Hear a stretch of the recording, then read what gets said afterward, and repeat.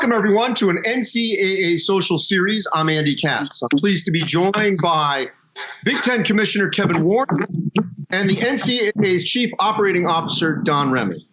To both of you, and I will start with you, Kevin, because you spent so many years in Minnesota as the COO of Minnesota Vikings. I just want to get your first raw emotion to what you felt when you first saw, and we can call it this, the murder of George Floyd. I mean, I felt I was heartbroken, and because it was one of those situations. It's one thing to really, read about heartbreaking issues. It's even one thing to even see a heartbreaking movie, but when you see something that's real life, that was unvarnished.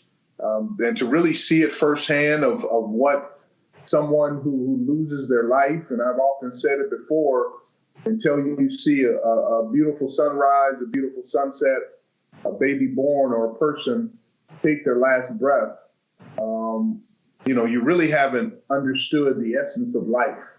And to see George Floyd, a proud black man, take his last breath face down on the side of a street in Minnesota, in Minneapolis, and I know that area and understand, what that really means. I was heartbroken for so many reasons, and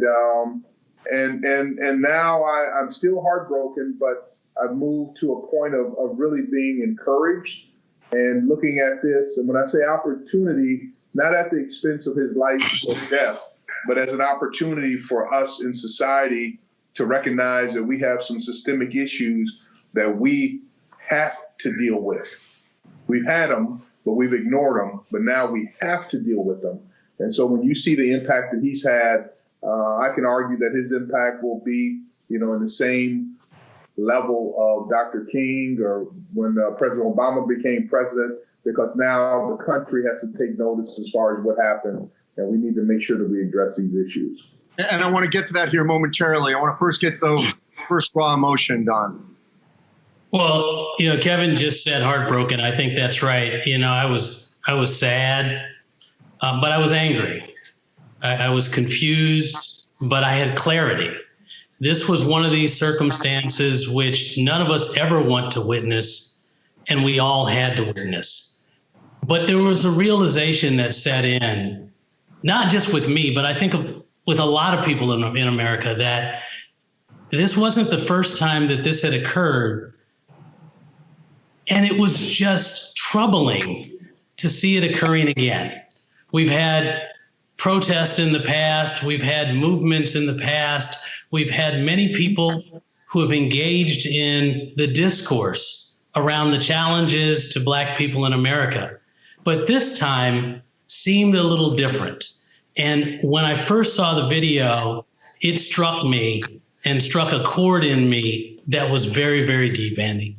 And to Kevin's point, it was something that you never want to witness and that you'll never forget. It's one of those moments that you look at, and if someone asks you, where were you when you saw that video, you'd remember, and it would be a sad memory. But what came after that has been impressive to me, and that's something that I know we'll talk about. And in fact, Andy, if you'll do me this solid, and before we get into our discussion, and I want to say thank you, by the way, for you dedicating the show to this really important topic. But if you'll do me this solid, if we could, just the three of us, take 15 seconds, moment of silence, honor the lives of George Floyd and Breonna Taylor, of Michael Brown and Eric Garner, and the countless others who've died at the hands of those charged to protect and to serve them in their communities. I'd really appreciate it. So Kevin, Andy, if we could all just stop and pause for about 15 seconds.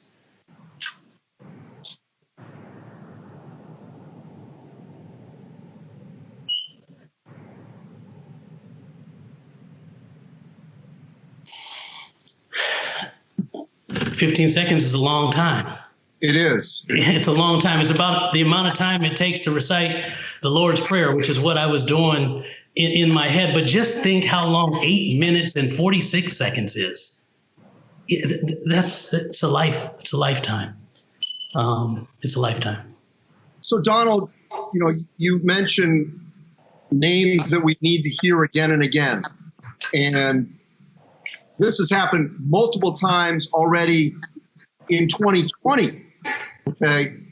And yet, why do you think this murder, this death, which I know was seen globally, and we're thankful for that, but why do you think this one resonated more than others to cause, this visceral reaction, not just across the country, not in every community, but literally across the globe, as we've seen protests and rallies in Europe and really all in Africa, everywhere, Europe, Africa, Asia, the Middle East, everywhere. Why?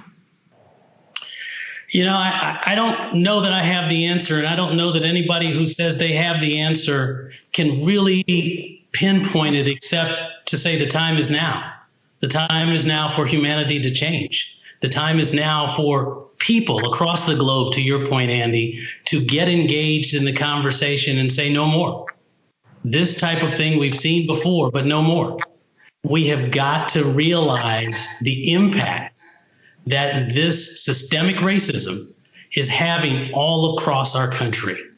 And I think that combined with the realities of the environment that we are living in on the globe right now with the COVID-19 pandemic, and candidly, Andy, the realization that even in dealing with COVID-19, we've seen a disproportionate impact on our communities, on the Black and brown communities of America and across the globe even. I think all of that together had people realizing the time is now. And you see our young people who are engaged in this in a manner that should be celebrated, across all racial lines, male and female. It doesn't matter. People are tired. They're just tired. Kevin? Well, I mean, Don again, nailed it.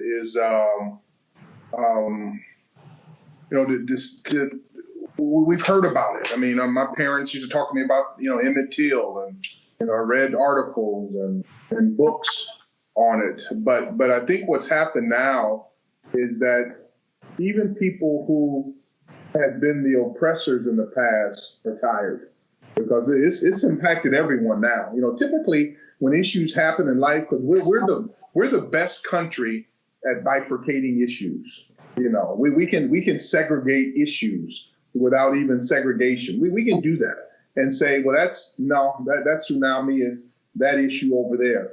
This is the first time that really a combination of, when you think what happened, I mean, basically we started off, it was already existing, but this is what brought it to the topsoil is, now we had the COVID-19 that it basically exposed how frail financially people are and how frail our country is. Then you add on top of the social justice issues and the murder of George Floyd and among others, Ahmaud Arbery and Breonna Taylor and all the way back to Emmett Till, is that, it was a convergence of all of these, efforts that we couldn't ignore. And because you think about it, up to that point, we were able to say, if it had been, and I don't say just COVID-19, we had already started to kind of rationalize over 100,000 people dying and this disproportionate amount of those people being people of color. But we had already rationalized that.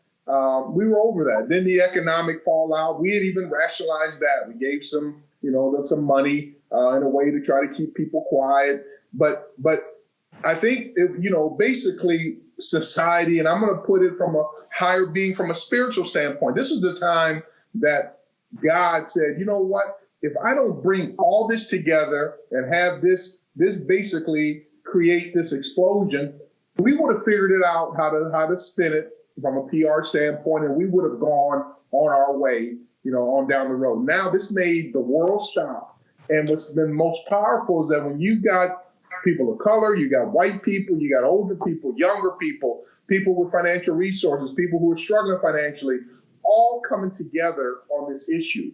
And so, because we got our lesson in civil rights, and we ignored it. And we did a few things for a little bit, and then we kind of went right back to where it was. This lesson right now, there's no ignoring this. And I'm going to tell you, this is going to shine the light on Wall Street. It's going to shine the light on academia. It's going to shine the light on professional athletics. It's going to shine the light on college athletics. It's going to shine the light on race relations, on the political environment, which I think is like I said, unfortunately, these deaths have happened and occurred. But at the grand scheme of things, when we look back 100 years from now, that this will be the most critical inflection point in all of society ever from a race relations standpoint.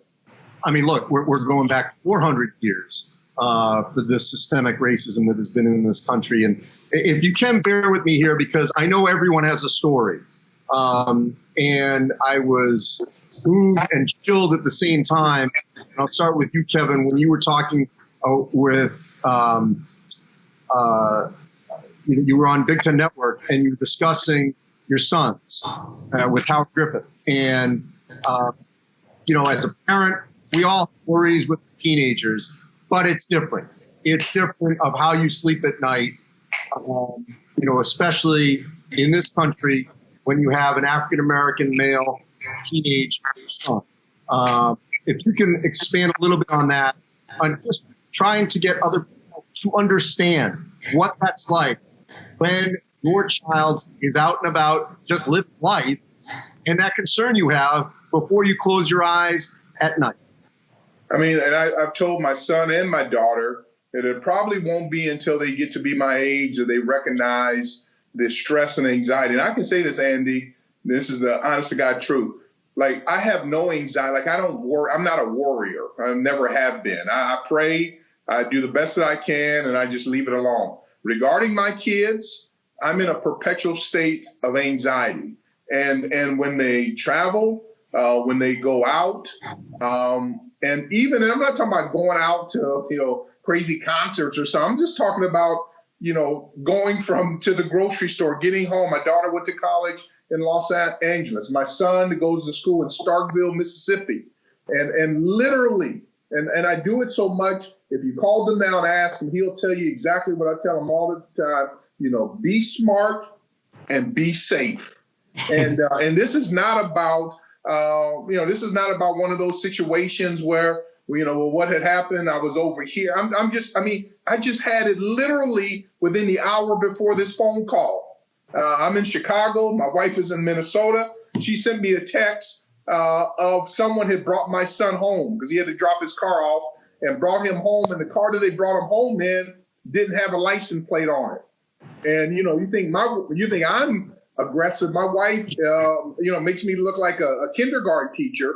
And she literally went out there, because this is another young black kid, and said, do you know if you're driving around here without a license plate on, you're like Rudolph the Red-Nosed Reindeer going down the highway. You're asking for it. And she told my son, whatever you have to do, call us, walk, do whatever, do not get in that automobile.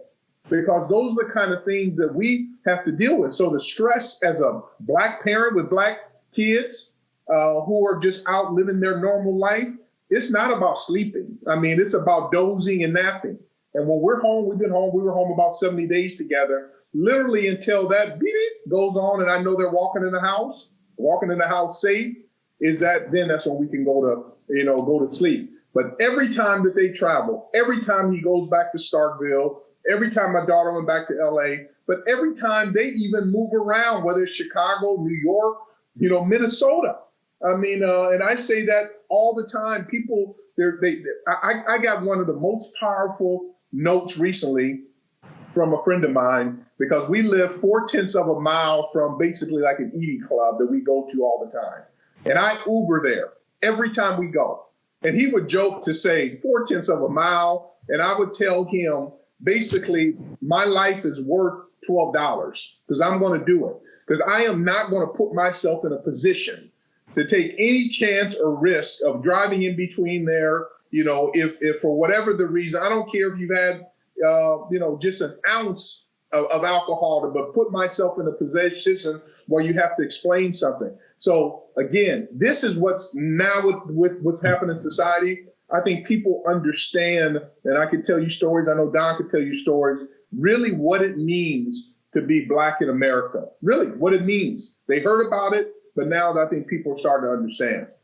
And Donald, on a college campus, like it or not, if there's a frat party of a mostly white fraternity and they get out of hand, they are going to be treated differently than if there's a party more than likely at either a Black fraternity or a house where there are largely, Black students or student athletes.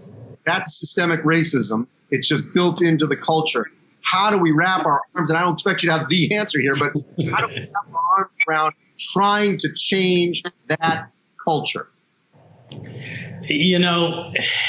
Education, communication, collaboration, engagement, honest dialogue about what people are feeling, what people are experiencing, and what's going on around them. I mean, we've got to start with a national conversation, and that national conversation has got to occur in every nook and cranny of the country, including on the college campuses where you have the frat parties or the gatherings of the social clubs, and we need to bring those frats together. We need to bring those social clubs together. We need to have people sit down and talk about these issues, understand each other, understand that his plight or her plight might be different than yours, that their circumstance is different than yours, that their backgrounds are different than yours, and have that appreciation the next time you engage with them. Look, as Kevin said, we all have stories. I've got stories that I can take you back to my college days, and in parties and circumstances like this where, everybody knows where I went to college, so I won't talk a little bit about the college experiences per se, but I had those experiences both on campus and off campus that were not pleasant. That were not pleasant at all. Experiences that are seared in your memory for a lifetime. I can remember, Andy, one time where I participated in a march in honor of Martin Luther King Day. And there was another group that participated in a march in honor of Robert E. Lee's birthday. We had a permit, they didn't. We met in the middle of the ground, the route for the march, and everybody stopped. When the police came up, who do you think they questioned? Not the people with the permit, not the people that were there to march appropriately. I can tell you stories, Andy, about when we were at events or parties where we had police dogs unleashed on us, I should say. And we stood helpless in the circumstances, and all it was a college party. So I understand these situations, and I know that they continue to occur today. Like Kevin, I've got two kids. I got two sons. One lives in Washington, D.C. One lives in Los Angeles, California. And as you both know, there's a lot of activity that's been going on in both of those locations over the course of the last several days. And like Kevin, I wait for that text every day. I pick up the phone and call and say, how you doing? When the curfew starts, I make sure that the kids are at home in their apartments, that they're not out in the street. During the day, they participate in civil, peaceful protest. But in the evenings, I tell them come home.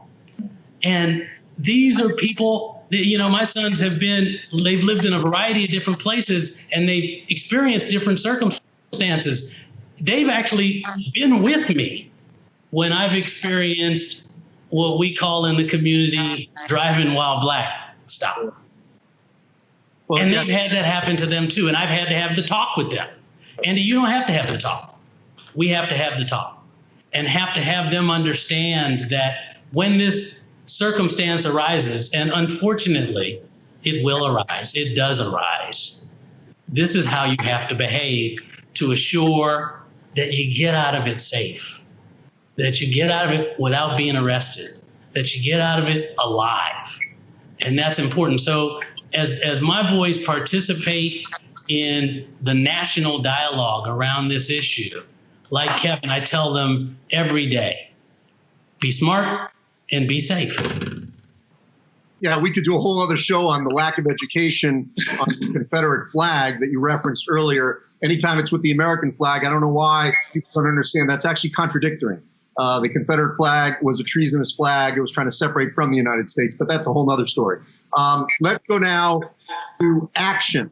For example, on Thursday, the NEBC, as an example, put out some action steps, including meeting with law enforcement, at the sort of the ground level. I want to start with the Big Ten and then at the NCAA level, and obviously NCAA President Mark Emmert put out a statement on this in terms of taking action. Let's start with what the Big Ten is doing in sort of leading the way, I think, nationally in terms of trying to now take action. Kevin, we'll start with you in terms of what you are coordinating in the Big Ten. Yeah, Andy, and it's a valid point, but it was important for me, not judging anyone else, that we had to take action. I had to take action as a person first, but then action as a conference. And that's one of the reasons why we formed the Anti-Hate, Anti-Race Coalition. We're organizing our group right now. We'll be meeting here in the near future. But my whole call to action for that group will be tangible progress. I mean, we can get together and talk and vent, and that's wonderful. That's part of the process and the journey. But I want some tangible actions. And that's why we're going to really lean in the fact about, where are we right now? We're working on the numbers right now. What percentage of our student athletes in the Big Ten are registered to vote? We're working on it. I was on a call earlier today because I want to get the baseline. And then we need to be all registered to vote. We then need to vote. We need to reward the people that do vote. We need to have those discussions with police officers and law enforcement. We need to talk, like Don said earlier, from an education standpoint, educate people. We need to work on policy. We need to work on different laws. But I want some tangible steps being done. And that's why I was very focused and empowered to pen that letter. And I can tell you a lot of people who I talked with said don't do it. And because they were concerned about the backlash. But one of the things I promised, and ironically, is 1 year ago today, about this time, I was introduced as commissioner of the Big Ten Conference, June 4th of 2019.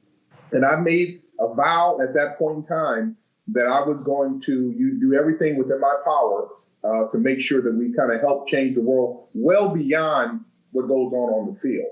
And I think the thing, and that's why it's great having Don as a partner, there's so many opportunities that we have in our positions to be able to push forward and make this world a better place. And even in the whole sports era, we got to start talking about, some of these issues that we have talked about in society or quietly, but the time is now. And so I appreciate Don, I appreciate what's going on at the NCAA, but we will take tangible steps here at the Big Ten and me personally to make sure we address these issues.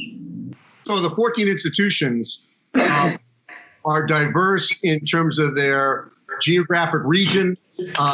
Certainly, it's hard to compare the diversity makeup at Nebraska, versus university potentially, Maryland or Rutgers of where they are located. How are you going to try to sort of bring, these different universities, different parts of the country together, get them on the same page to ensure that they are doing the right things in terms of a call to action to make sure there is legitimate change, not just words going forward? And you hit the nail on the head, but I've said it recently. What was interesting, everyone thought when the George Floyd murder happened that it would be in Minneapolis. And it was going to be Minneapolis. It was going to, people were going to be sad and a lot of tweets and texts and posts, but it was going to be Minneapolis. And maybe Detroit and probably Washington, D.C. But when this started hitting in Lincoln, Nebraska, and Scottsdale, Arizona, and various other places like that you don't expect from North Dakota, that you start looking at it, people started to realize this was not a black issue anymore, that this was an America issue, This was a race relations issue. And that's one of the reasons why I'm confident that our 14 schools who transcend 11 states, we go from Nebraska to New Jersey, all contiguous, really see the opportunity here to come together. We have to, because if we don't, and I'm saying seriously, and you can study history and see it's happened before. This wouldn't be the first time. There have been countries, there have been cities, there have been situations that things have gotten off the rail and they never recovered. And that's where we are right now. No matter how large and powerful and resourceful we are in the United States of America, and we're not out of the woods yet. If we don't handle our business here over the next month, 3 months, 6 months, year, we will never be the same country. This will set us back literally 100 years. And so I think everyone understands the importance. And we're not putting this on you that like this is all white people's problem or black. No, this is our issue, our problem, but it's also an opportunity for us to come together. And I am so confident. I believe in the human race, and I believe in our 14 Big Ten institutions and our student athletes and our coaches. We have 10,000 student athletes in the Big Ten. And I believe in them. And I'm very confident that we'll look back and say when this happened, that this is when the Big Ten really became the Big Ten. We're the Big Ten from an athletic standpoint, and we've done some good things off the field, don't get me wrong, but I think this is where we'll go to a whole nother level as a people and as a conference. Donald, you know, because you've worked at the federal level, that it's very difficult to get people on the same page, but it's an issue that should transcend race, should transcend any kind of economic disparity. This is a human rights issue. This is a human issue. How can you see tangible progress across so many diverse institutions at all levels, Division 1, 2, 3, every state in this union in the NCAA? Well, first I have to applaud Kevin and the Big Ten for the step that they're taking, and I'm sure we'll see more steps like that happen at a grassroots level throughout the higher education community, other conferences, other universities, the campuses across America are going to engage in this dialogue, even if and when we're in this space of COVID-19 and everybody's distant. I've seen makings of this already, and I'm sure as we all come back together, people are going to engage in a very real way. You mentioned, Andy, the NABC efforts. I applaud them for putting together quickly some efforts to try to deal with these very important issues. As I've said a couple of times in our conversation here, it all starts with communication. Whether you're at the national level, the regional level, the local level, you've got to talk to one another. And one of the things that I'm particularly proud of, you mentioned Dr. Emmert's statement, and I believe it's a really powerful statement, but I'm really proud of him for addressing these issues with the national office. We had an all-staff meeting on Thursday morning as the protests were beginning. And again, just yesterday in a forum that for all the staff to come together to talk about strength and unity. And so Mark continually emphasizes the importance of the hour and action that can be taken and communication that has to be had. We've started to do that at the national office. We had a really candid conversation about these issues yesterday. And I believe, and I've said this to the staff, we can model our behaviors in a way that people can follow. I think that's particularly important for us to do. It's incredible the way that our colleagues have come together. And more than colleagues, the way that the NCAA family has come together, not just in the national office, but in the conferences and on the campuses. And if we continue to treat one another and those around us with respect, with basic decency, we'll move the ball. If we do our best to show compassion toward others, even, as I said before, even when we may not fully understand their plight and circumstances, I think that moves the ball.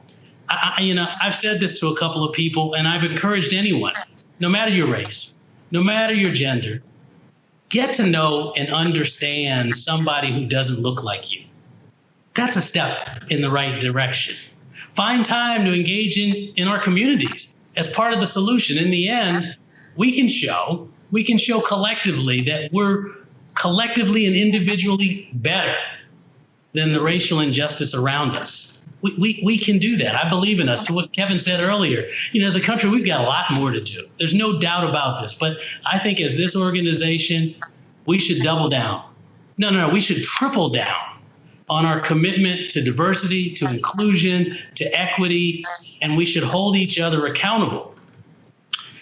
We've got to make our membership aware of things we're doing, and I hope we have a chance to talk about that today, because there's a lot that goes on in our inclusion staff with our leadership development team in the college community that I believe to be very helpful. But we got to make sure people are aware of those tools. Yes, to Kevin's point, we need new tools, but the old tools need to be sharpened up, and they need to be used as they were appropriately designed to get things done.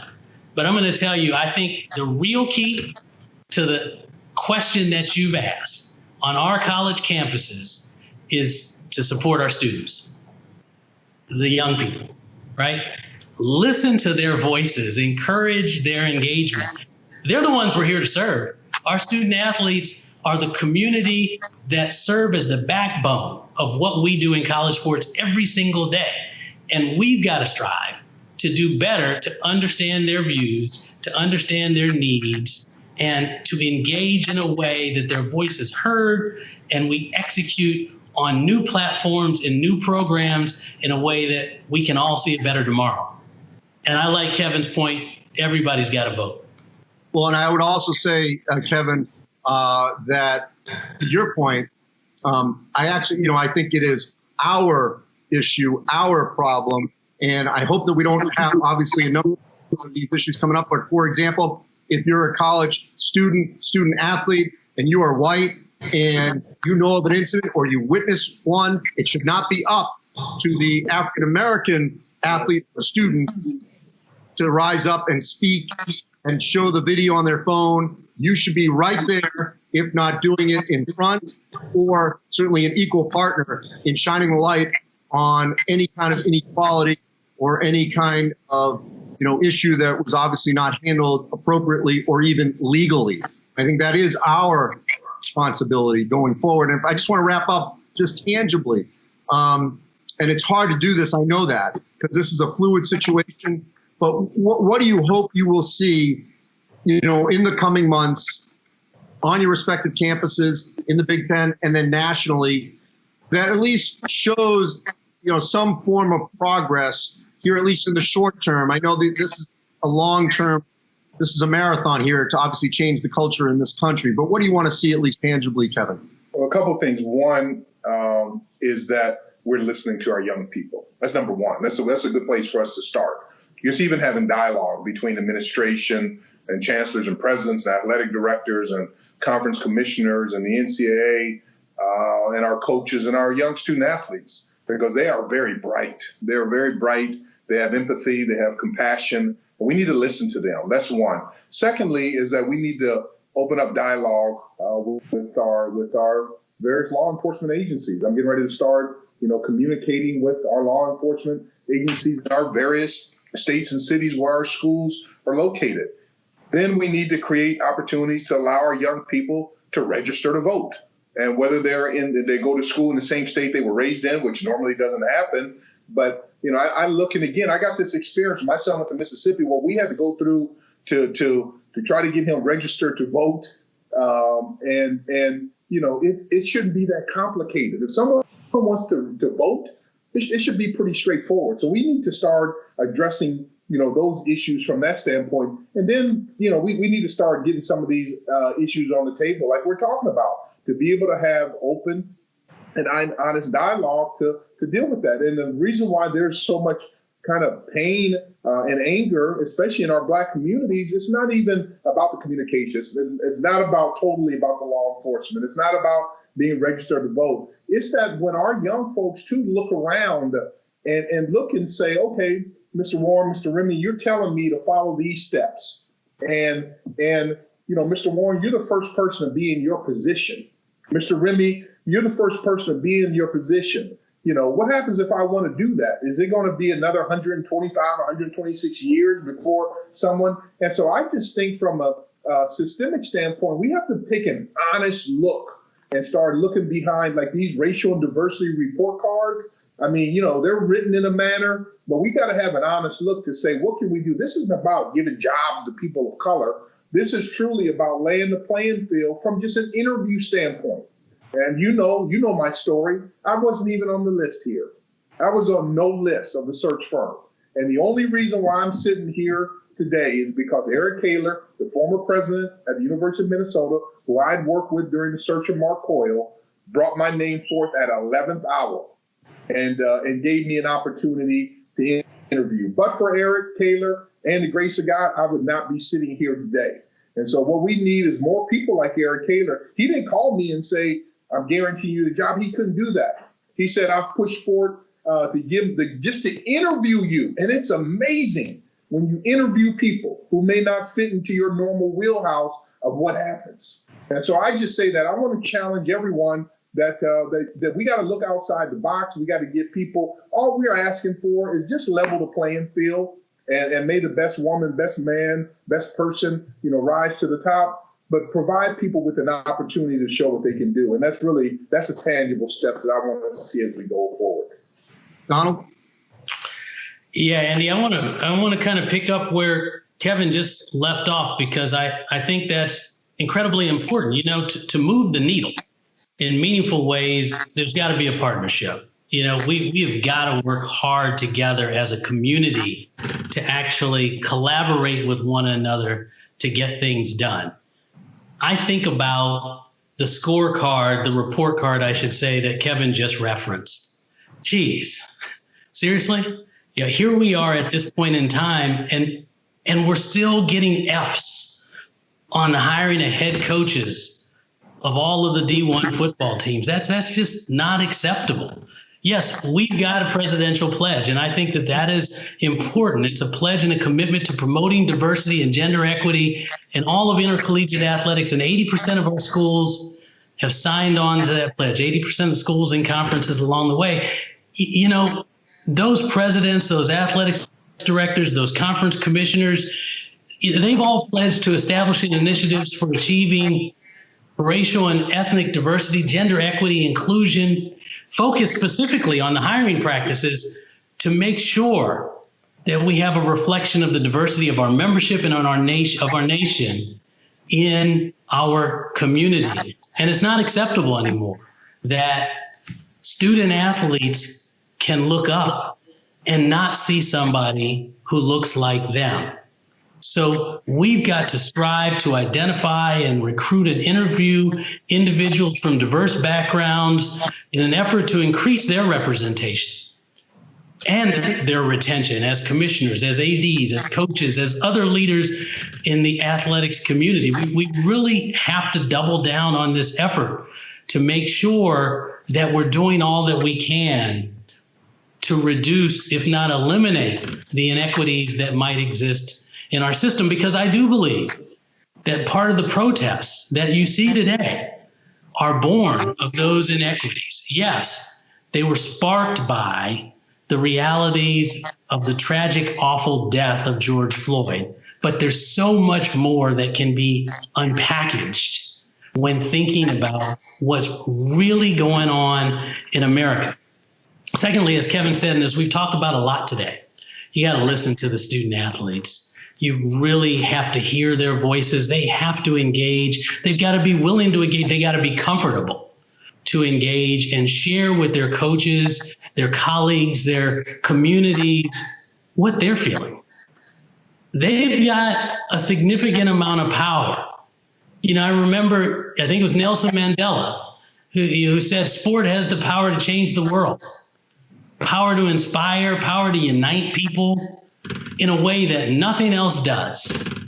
Speaks to our youth across the globe in a language that only they can understand.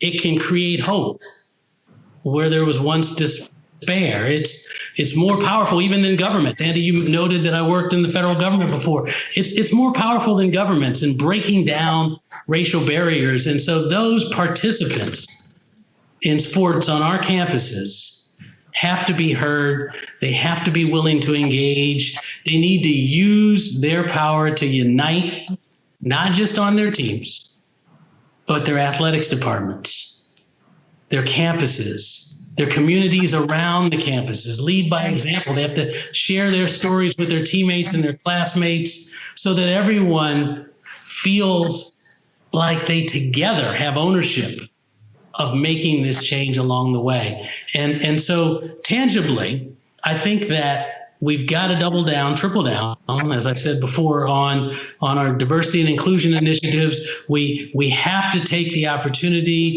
to develop our young people, to develop our coaches, our administrators, so that they're ready for the next level. We have to encourage our student athletes to engage in a dialogue with everyone around them so that their voices can be heard along the way. We have to be willing to listen to one another, and perhaps even have our minds changed along the way.